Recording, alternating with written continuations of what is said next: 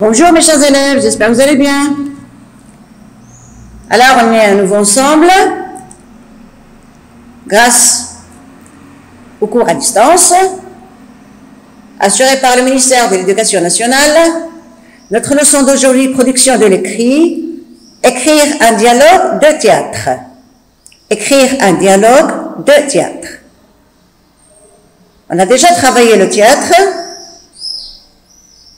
Aujourd'hui, on va voir comment faire pour réaliser un dialogue de théâtre. Alors aujourd'hui, mercredi 26 mai 2020, thème le rire, activité production de l'écrit, mot de passe, page 220-221, intitulé écrire un dialogue de théâtre. Les objectifs de cette leçon: distinguer les personnages dans un dialogue, distribuer les rôles, organiser les répliques. Donc, avant de commencer comment écrire un dialogue, on va faire un petit rappel du théâtre et du lexique relatif à ce thème. On commence par c'est quoi une réplique au théâtre? On entend toujours le mot réplique. C'est quoi une réplique? Donc, une réplique est une partie d'un dialogue au théâtre. Une réplique est une partie d'un dialogue au théâtre. C'est clair? Bien. Quelle est la différence entre une réplique et une tirade? Quelle est la différence entre une réplique et une tirade? On dit qu'une réplique, c'est une partie de parole, une partie d'un dialogue. La tirade est une longue réplique sans interruption. La tirade est une longue réplique sans interruption. Le monologue est une tirade. Le monologue, c'est une seule personne qui parle. Monologue, là on fait rappel à la leçon. Vous vous rappelez? Quelle leçon? L'origine des mots. Mono, ça veut dire un. Alors, monologue est une tirade prononcée par un personnage seul, en scène, ou qui croit être seul. Le dialogue est un échange verbal entre deux ou plusieurs personnages. Bien. Donc, le monologue est une tirade prononcée par un personnage seul. Alors que le dialogue est un échange verbal entre deux ou plusieurs personnages.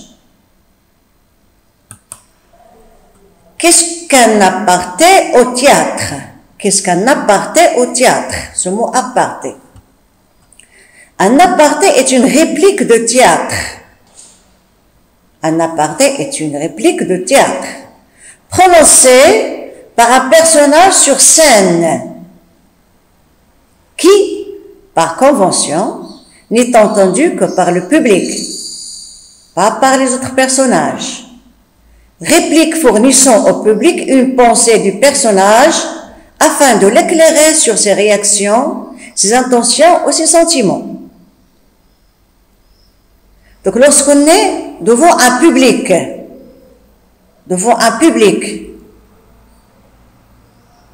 on veut dire quelque chose, on veut faire quelque chose que le public doit comprendre.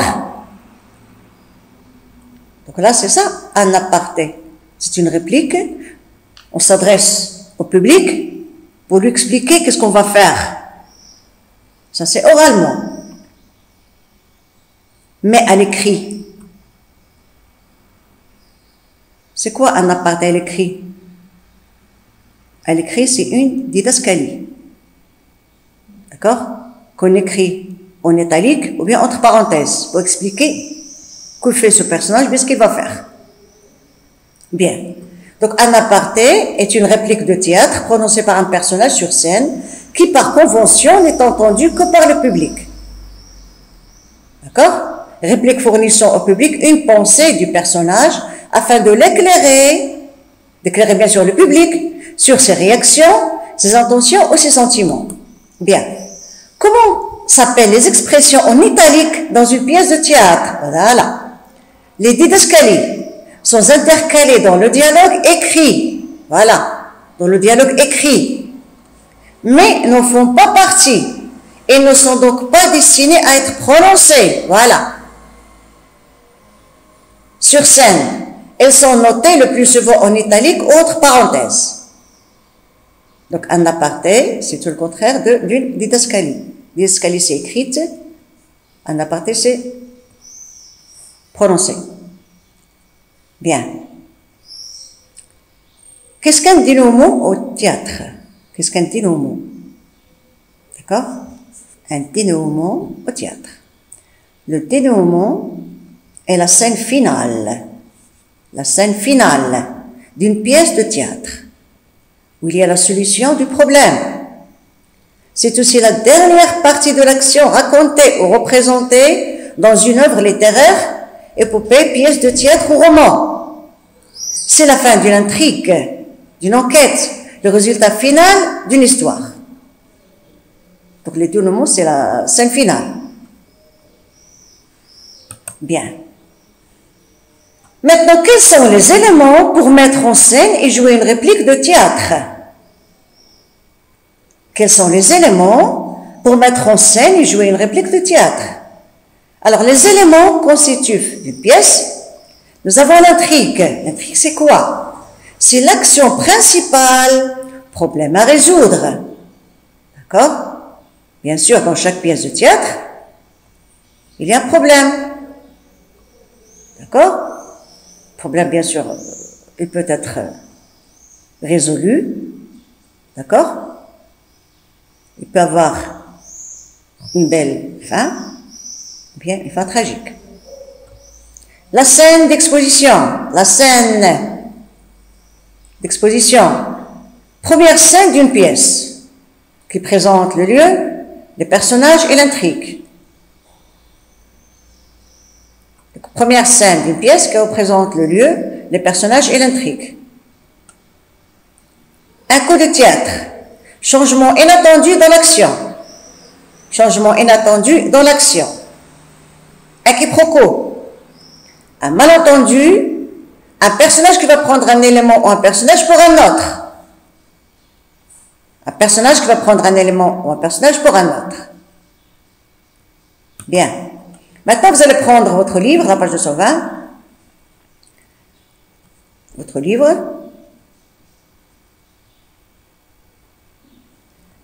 Projet d'écriture. Écrire un dialogue de théâtre. Je lis et je décris. Premier acte. Premier acte.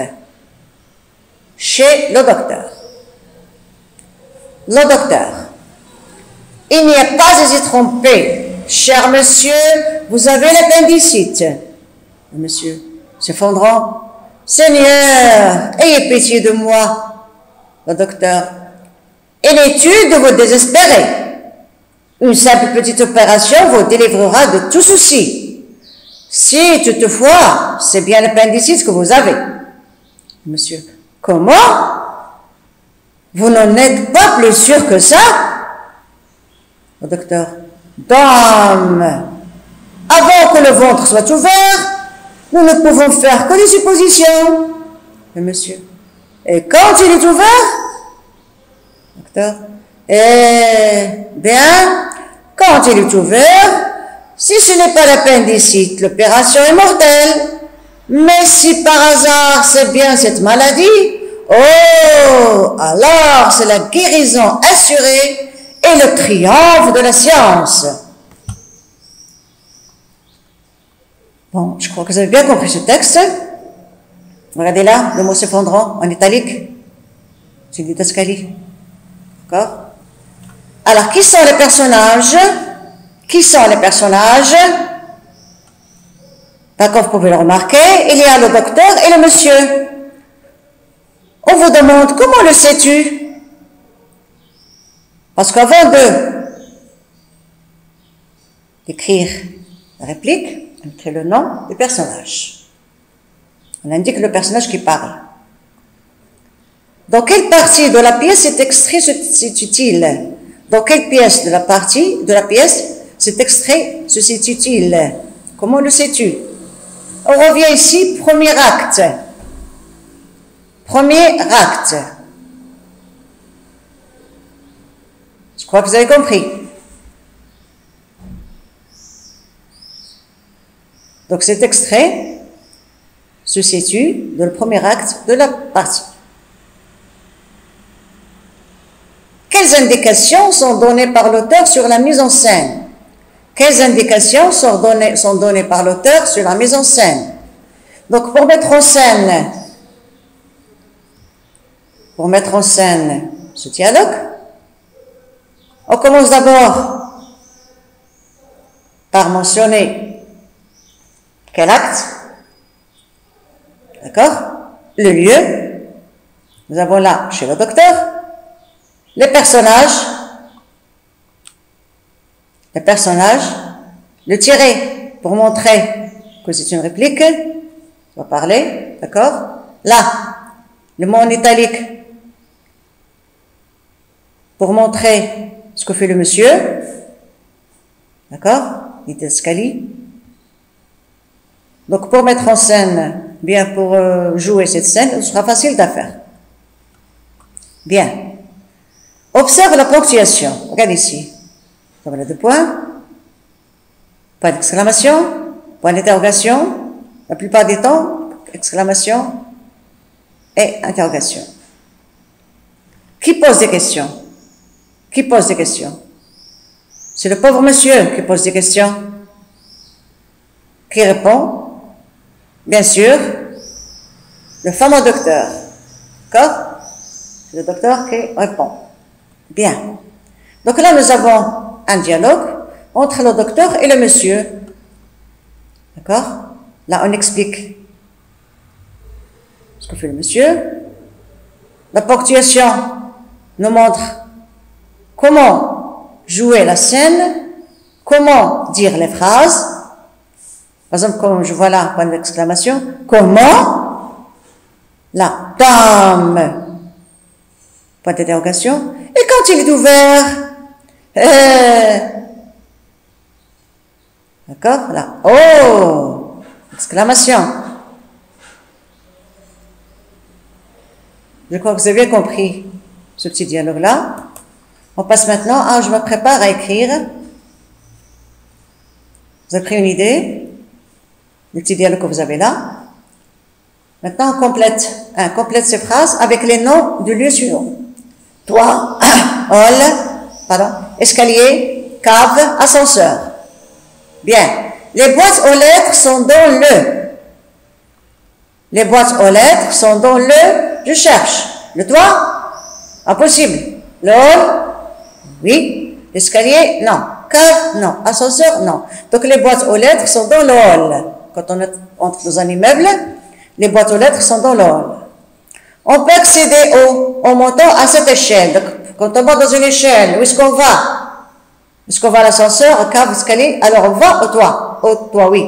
Donc, on peut accéder au toit en montant à cette échelle. On peut accéder au toit en montant à cette échelle. Il n'y a plus de lumière dans « j'ai failli tomber ».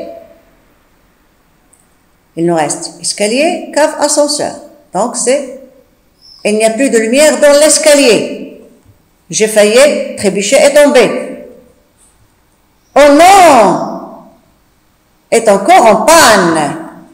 Dans un immeuble, qu'est-ce qui peut être en panne? C'est l'ascenseur. Oh non, l'ascenseur est encore en panne. Ma sœur déteste descendre là et il y avait une souris. Et la plupart du temps, on trouve les souris à la cave. Ma sœur déteste descendre à la cave et il y a vu une souris. Alors, les boîtes aux lettres sont dans le hall. On peut accéder au toit en montant à cette échelle. Il n'y a plus de lumière dans l'escalier. J'ai failli tomber. Oh non, l'ascenseur est encore en panne. Ma sœur déteste descendre à la cave et il y a vu une souris. Bien. Maintenant, 2. Complète ces phrases avec un nom de lieu qui convient. Donc, à toi de chercher un nom de lieu. Je vais promener mon chien dans le... Où est-ce que je peux promener mon chien? Je vais promener mon chien dans, par exemple, Vous avez trouvé? Dans le jardin. D'accord? Dans le boulevard. Bien. Mon père gare sa voiture dans de l'immeuble. Ah, où est-ce qu'on gare les voitures normalement quand on est dans un immeuble? Bien sûr, dans le garage de l'immeuble. Mon père gare sa voiture dans le garage de l'immeuble. Là, de la concierge est toujours ouverte. Là, de la concierge est toujours ouverte. La concierge habite en bas de l'immeuble. Donc la porte de la concierge est toujours ouverte. Le voisin de en face est très sympathique. Le voisin de en face est très sympathique. Nous sommes dans un immeuble, donc le voisin de l'appartement en face, d'accord? On peut dire même le voisin de l'immeuble en face est très sympathique. Les caves sont où? Les caves sont où? Où sont les caves?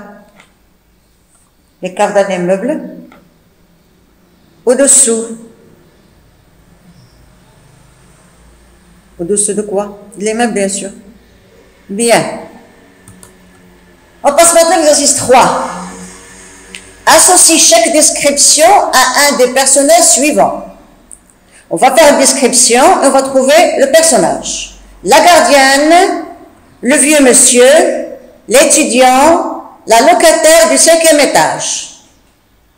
Bien, on commence. Il porte toujours un lent perméable et un béret sur la tête, bien sûr.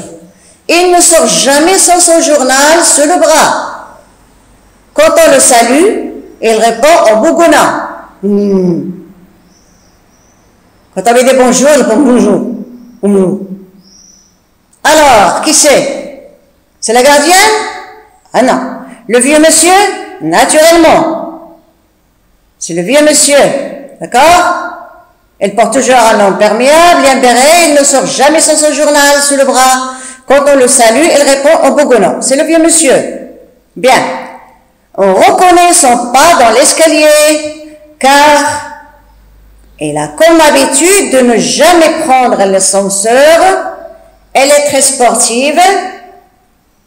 Elle gravit les étages ont un temps record. Alors c'est qui? Je vous laisse le temps de chercher. On reconnaît son pas dans l'escalier, car elle a comme habitude de ne jamais prendre l'ascenseur. Ne jamais prendre l'ascenseur. Donc elle monte et descend toujours à pied. Elle est très sportive et elle gravit les étages ou un temps record. Donc c'est la locataire du 5e étage. La locataire du 5e étage ne prend jamais l'ascenseur. Elle monte toujours par les escaliers. Bien. Elle fait très attention à la propreté de l'entrée et de la cour. Voilà. Tous les matins, elle apporte le courrier à tous les habitants de l'immeuble. Qui fait ce service-là? Eh bien, c'est la gardienne. C'est la gardienne de l'immeuble, bien le concierge.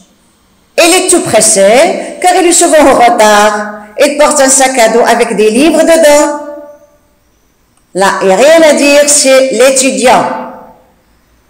Elle est toujours en retard, elle se lève tard, elle est pressée, elle porte un sac à dos avec des livres dedans, donc c'est l'étudiant. Bien, j'espère que vous avez bien compris comment faire une phrase, comment, à partir d'une description, connaître un personnage, d'accord? Bien, on passe maintenant à l'exercice 4. Transforme ces phrases comme dans le modèle. Léa demande à quelle heure passe le facteur. Que va dire Léa? À quelle heure le facteur passe-t-il? Bien. Charlie demande où est son chat. Charlie demande où est son chat. Donc Charlie, deux points, j'ouvre les guillemets. Où est mon chat? Où est passé mon chat? Personne n'a vu mon chat. Et je vais faire un point d'interrogation, je ferme les guillemets. Youssef demande à son voisin Paul quel temps il fait. Youssouf demande à son voisin Paul quel temps il fait. Donc c'est Youssouf qui parle, qui va poser la question. Donc Youssouf, deux points, j'ouvre les guillemets. Paul, quel temps fait-il aujourd'hui? D'accord? Paul, quel temps fait-il aujourd'hui? Pas d'interrogation, je ferme les guillemets. Gabriel demande à Madame Gentille comment elle va. Gabriel demande à Madame Gentille comment elle va. Donc c'est Gabriel qui demande. Gabriel, deux points, j'ouvre les guillemets. Madame Gentille, comment allez-vous aujourd'hui? Madame Gentille, ça va aujourd'hui?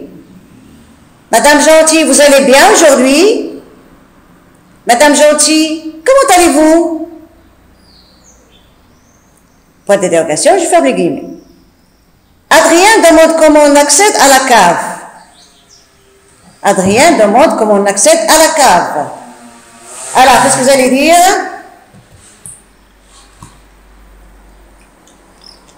Eh bien, c'est bien, Adrien, deux points. J'ouvre les guillemets. Comment est-ce qu'on accède à la cave? Ou bien, comment peut-on accéder à la cave? Point d'interrogation, je ferme les guillemets. Nolan demande à quel étage habite l'étudiante. Nolan demande à quel étage habite l'étudiante. Donc c'est Nolan qui pose la question à propos de l'étudiante. Nolan, deux points, j'ouvre les guillemets. Alors, s'il vous plaît, à quel étage habite l'étudiante? Pouvez-vous me dire, s'il vous plaît, à quel étage habite cette étudiante? Pas d'interrogation, et je ferme les guillemets. Donc voilà comment je pose une question. D'accord? À partir d'une phrase, former une question. 5. Trouve la question qui correspond à chacune des réponses suivantes. D'accord? Maintenant, vous avez la phrase. Vous allez poser la question. Maintenant, vous avez la phrase. Vous allez chercher la question. Trouve la question qui correspond à chacune des phrases suivantes.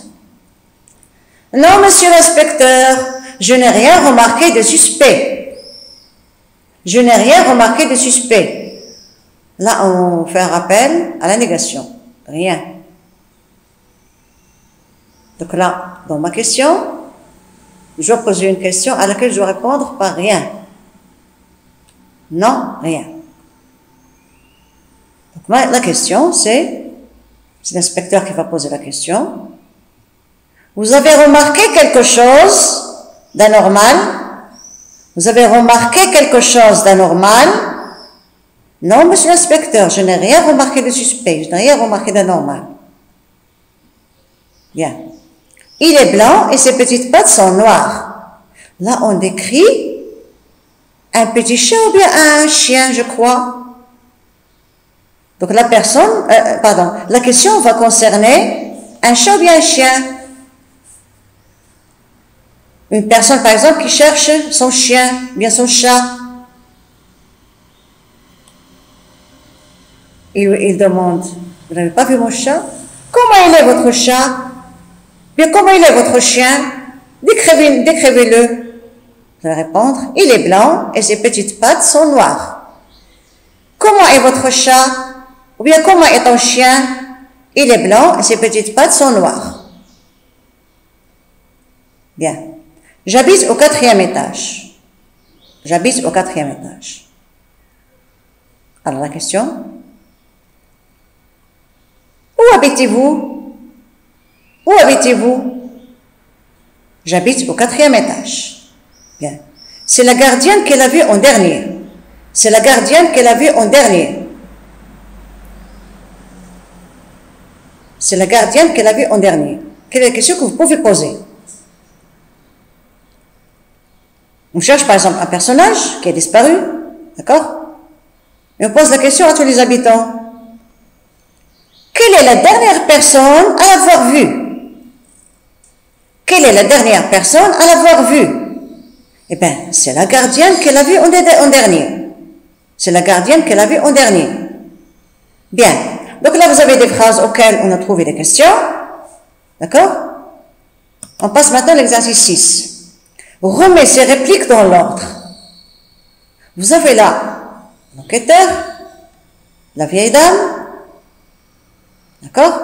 L'enquêteur et la vieille dame. Et vous avez là des répliques en désordre. Votre travail consiste à remettre ces répliques en ordre pour former un dialogue. D'accord? Pour former un dialogue. Bien.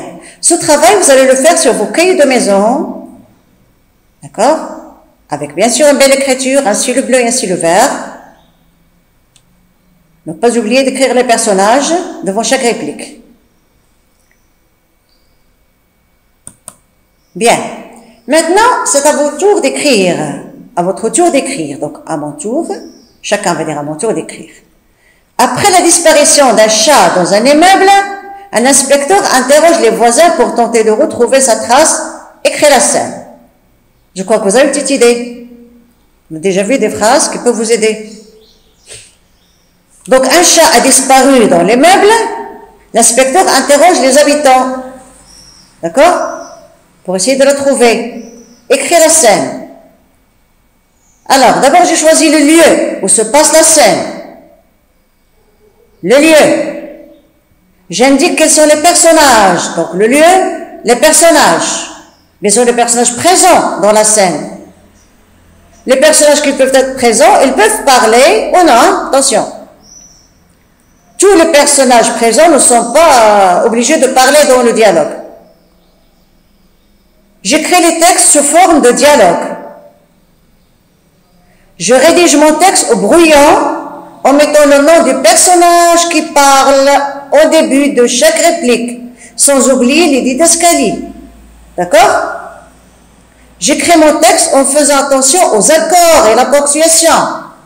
Accord sujet-verbe, accord dans le groupe nominal, accord des adjectifs. D'accord? Je fais relire mon texte par un camarade de classe. Bon, puisque vous êtes chez vous, vous le faites lire par vos parents, ou bien un frère, ou bien une sœur. Je corrige mon texte, je le recopie proprement et sans erreur. Vous avez la boîte à mots qui peut vous aider pour mener l'enquête. L'enquête, c'est pas l'enquête, c'est l'enquête. Que faisiez-vous? Pourquoi? Connaissez-vous? Questionner, suspecter, chercher, interroger, demander, enquêter, la disparition, la recherche, la dérogatoire. Pour décrire un immeuble, le sous-sol, le rez-de-chaussée, l'étage, la loge, un appartement, un studio, un palier, un escalier, un ascenseur. Pour parler de l'enquête, un suspect, une preuve, un indice, une empreinte, une trace, une piste, une hypothèse, un coupable. D'accord? Si vous avez une difficulté dans ce mot, si vous trouvez quelque chose de difficile, vous pouvez consulter votre dictionnaire. C'est le moment. Donc à partir de ce déroulement, vous pouvez écrire un très beau dialogue. Alors là, pour faire votre dialogue, écrivez les noms des personnages en majuscules avant chaque réplique. C'est des consignes. Accompagnez le dialogue de didascalie, Accompagnez le dialogue de didascalie qui renseigne le lecteur sur les attitudes, gestes et mimiques des personnages. Pour une meilleure lisibilité sur votre copie, mettez les didascalies entre parenthèses. D'accord? Parce qu'il est un peu difficile de les écrire en italique sur votre cahier. Donc j'espère que vous avez bien compris cette leçon, que vous êtes capable, et vous êtes honnête, hein, vous êtes capable de faire un très beau dialogue. D'accord? Alors, en attendant de lire vos productions, je vous demande de rester chez vous, de faire attention, d'accord? Pour vous protéger et protéger votre famille. Alors, votre maîtresse vous dit au revoir et à la prochaine.